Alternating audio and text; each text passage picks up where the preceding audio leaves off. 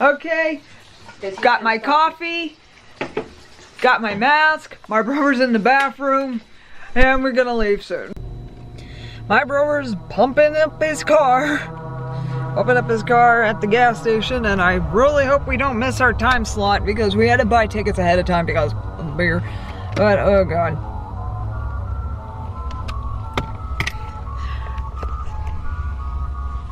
This coat that I'm wearing is so ugly. Makes me look like a Mugman Eskimo. Like, I love Mugman, but I don't know if I want to look like a Mugman Eskimo.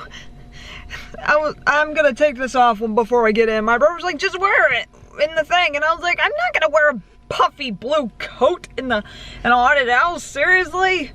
It's gonna be too hot, and it's gonna be very claustrophobic.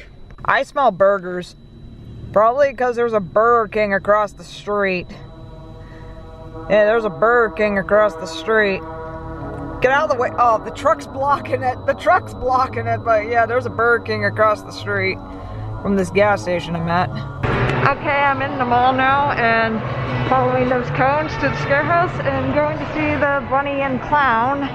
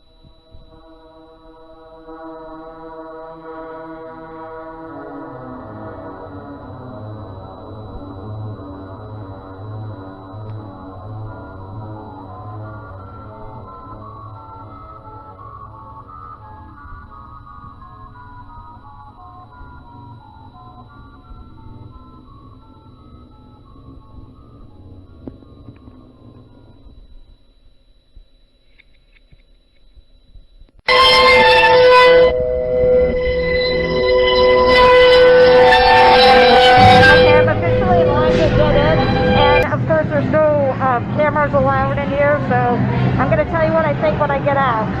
But let me tell you, I'm already hearing screaming and that, so it's probably going to be really cool, so I'm really excited.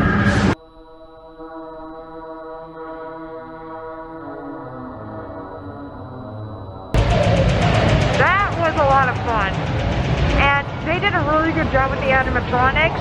Like, a lot of them, they look so real, but one thing about myself is I did not scream throughout the whole thing. I just jump scared. If someone tries to scare me, I just do it. But yeah, it was fun. It was a really good experience trying to walk through there. And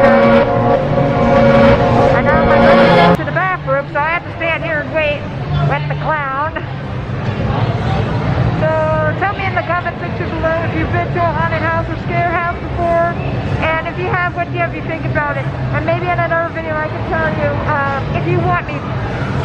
And actually, when I get home, whenever I record again, I'm going to do a whole review of what I thought about this. But I just thought it was so funny that a lot of times when someone tries to jump scare me, I just wave.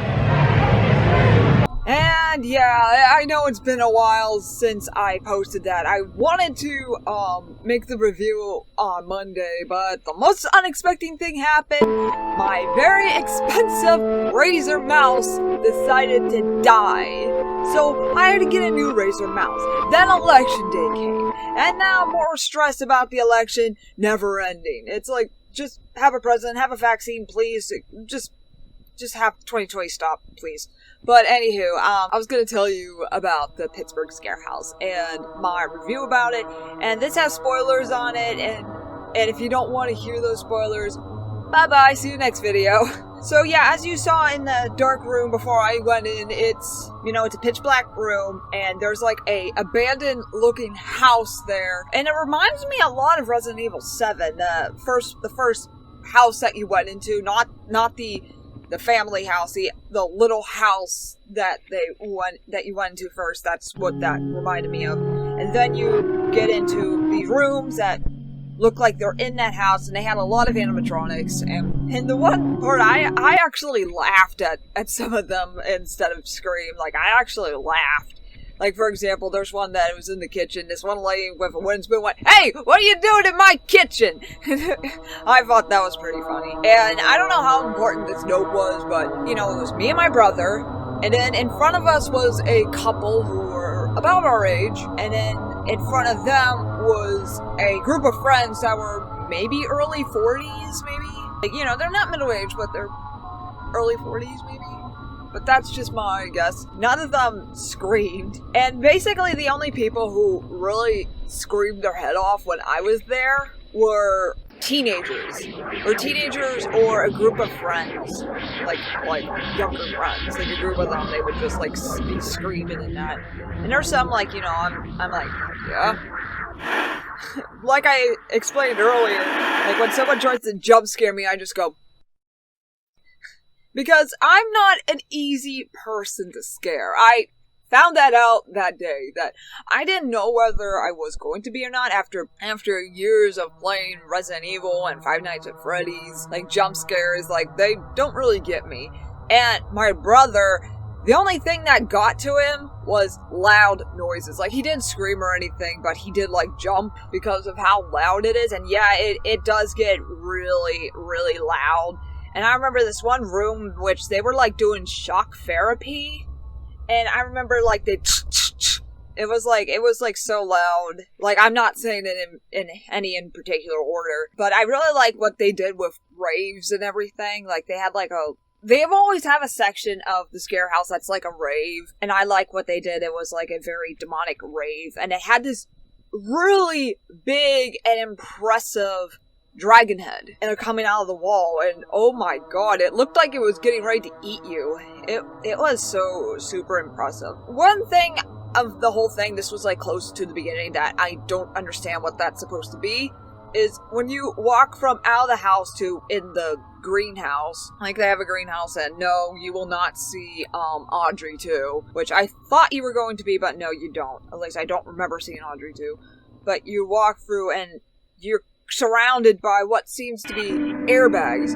Now that, I don't really understand what that's supposed to do. Like, I like the feel of it. It was like, this is different. So, if you would like to say in the comment section below what the airbags are supposed to be, just tell me, because I'm very lost there. And they have like all sorts of different themes. And of course, the main theme of at the end was the beer, of course, and if it took over the whole world and quarantine and all that, like, of course they made a theme about that at the very end. And I really like the music they played throughout it, and I really love the scenery and atmosphere. That's what I love about haunted houses. I love the ideas, the creativity, the stories, and everything like that. I severely love that. And I personally would love to work for a haunted house. Like, I would even come up with some of the ideas, and I already have one in mind. Like, I would love to make a Cuphead-themed haunted house.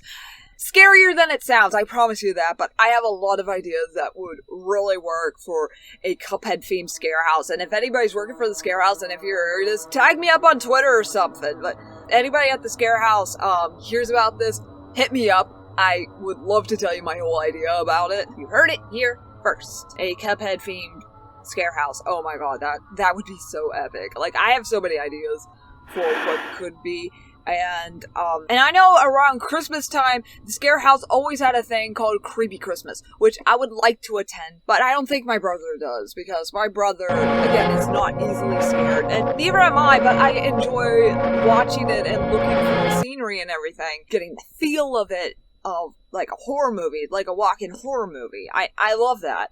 So that's what I love about haunted houses. So, the ScareHouse is still going on this weekend, and it will be their last weekend for the Halloween theme, because then they're going to start working on the Christmas theme, which I don't know when that is, but if I do go to it, I will tell you if I'm going to it. I'm hoping to go to it, but as of right now, I don't know. I would like to, but as of right now, I don't know.